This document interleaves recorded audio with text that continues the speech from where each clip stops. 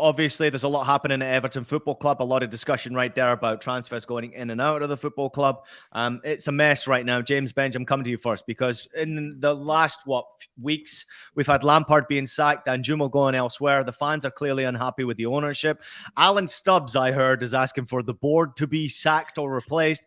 And the owner, Moshiri, is under severe criticism. So what a mess this is really for the ownership group right now. I guess the first and foremost question I'd have for you, rather than talk about the ownership first, I want to ask you about your opinion. Was it the right decision to fire Frank Lampard? Yes, because it was the wrong decision to hire Frank Lampard. I mean, he is, there is clearly like a niche he has. I think he did okay at Derby. He did okay at Chelsea when he was bringing through young players. And there was a little moment, and I remember this quite well because I got sent to Watford 0, Everton 0, which was a dreadful game, but a crucial game in Everton surviving last season. And there was a moment where he harnessed something by making them a hard team to watch, but a hard team to beat. And there was no progress on from that. I think we should package everything together. It was the right decision to sack Frank Lampard. But Everton as a club have been making so few right decisions. It's easy to see why the anger was aimed predominantly at the board because they keep hiring the wrong managers. They keep kind of making these decisions that are madly out of place. I thought Miguel Delaney wrote wonderfully in The Independent, talking about how Everton keep acting like a big club. But big clubs are smart. Big clubs learn. Big clubs don't throw money away, and they're shrewd in their recruitment.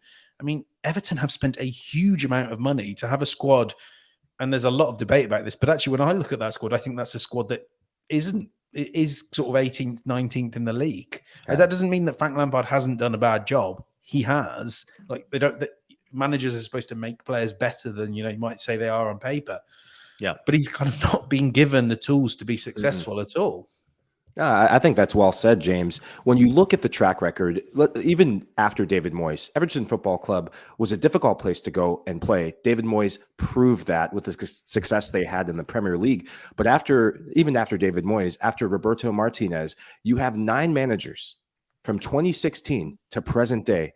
That is not stability. That is not the Everton Football Club way. They become so easy to play against. And when you look at the player recruitment, you're telling me you're going to survive the Premier League with Connor Cody as one of your headliners, Neil Mopwe, who got just gifted away as one of your headliners? It's not good enough. And if it's not good enough from the top, if there's disarray at the top, I've been there as a player. It trickles down into the locker room, onto the field, and everyone feels it. There's just not enough belief. The fans don't even believe, and rightfully so. Frank Lampard got sacked. I mean, this is a club that Carlo Ancelotti could not wait to get away from. And he goes and wins the Champions League with Real Madrid. Can I just dive in there? I wanted to maybe talk through, because I think a lot of the times when fans get upset at owners, we always kind of filter it through this prism of, there's not, it must be about how much money's being spent and all that. And actually, this is not what Everton fans are angry about. And rightly so. They're not angry about a lack of ambition or a lack of expenditure. Bear in mind, they're building a £500 million stadium on Bramley Dock as well. It's about a lack of competence. I mean, I'm going to read you here the record signings that Everton have made, and you tell me, you stop me when you think you hear an unqualified success. I think there are maybe 2 or 3 in the top 10. At 10 is Moise Kean. 9, Jordan Pickford. Good, I would say. Pretty good. He's a better 8, DJ Michael Keane. 7, Yannick Bolasie. 6, Yerry Mina.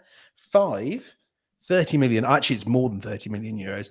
Alex Iwobi, Amadou Onana, Romelu Lukaku, Richarlison, and then Gylfi Sigurdsson. And the only ones that are there other than Pickford that have been any good are the ones that they've sold on pretty quickly. Yeah, really interesting. Obviously, when you think of the names that have come through Everton Football Club, and not just the names who have come through, it's also the players that they've produced at Everton, because they have a fantastic academy, and they really do a great job if you consider the players that have come in and actually been sold from the football club over the years. It's a very good business when you're bringing these young talented scousers through and putting them through the Everton first team and then selling them on. But at the end of the day, we'd have to say, Michael, that this is a very badly run business. Now, obviously, Jamie Carragher, obviously you can watch him on Paramount Plus with the Champions League when it does return on February February 14th. Very great and critical breakdown, and said that this is the worst run football club in the Premier League. I mean, this was a thorough breakdown, and he's an Everton fan, and obviously he's grown up watching Everton.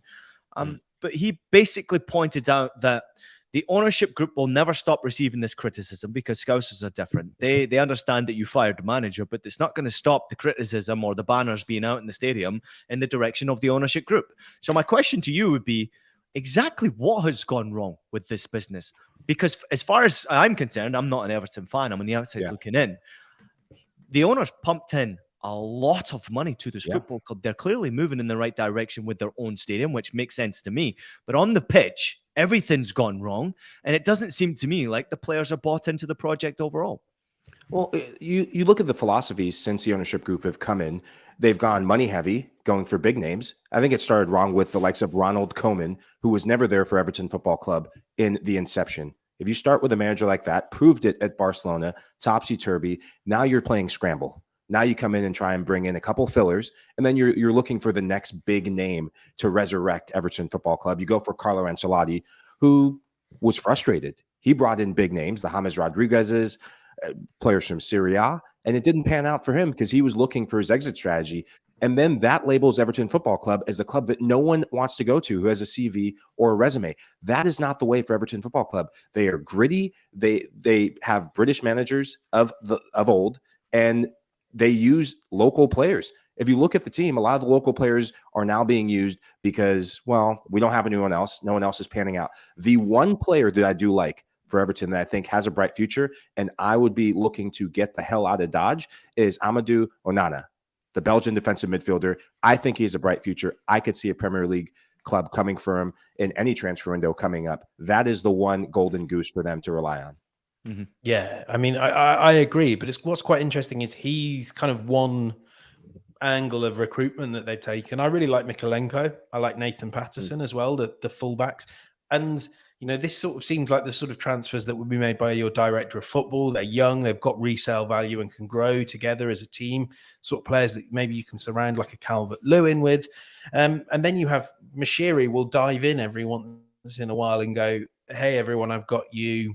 James Rodriguez, gets excited, likes the feeling of owning a club. And, obviously, in close tandem, he was certainly when he was at Arsenal in close tandem with Alisher Usmanov. And I think there was a dream from those two of owning Arsenal. And it feels a little bit like they're like, well, we've not got a traditional big six club, but we'll go to Everton and we'll act like, and historically, they are one of the big six. We will act like a mega club. But you aren't. You don't have the pulling power. You don't have quite the history of Liverpool, of Man United. You can't offer the wages of a Man City. And so you end up with this sort of really weirdly melded together squad where then every manager comes in and they go, yes, I understand that you want to build for the future, but right now I need James Tarkowski. I need Michael Keane or Connor Cody just so that I can keep it tight for this season. And I am genuinely of the view that the best case scenario for Everton right now is that this isn't the David Moyes year at Sunderland. It's the Allardyce year or it's the Dick Advocat year. It's another year where they just about scrabble to safety. And that's kind of where they're at. But it's coming. Like the relegation, I think it feels almost inevitable for Everton because what are they going to be able to do next summer when they still have all these players on huge wages that they can't get out from under? Because why on earth would you want to buy Decore, Gay, Iwobi, all those sort of players, Tarkowski? You're stuck with them, so you can't really recruit as much as you'd like. So you need to hope that the manager hits. I think it's a matter of whether it's this season or next, unless Mashiri settles and someone can really come and sweep the board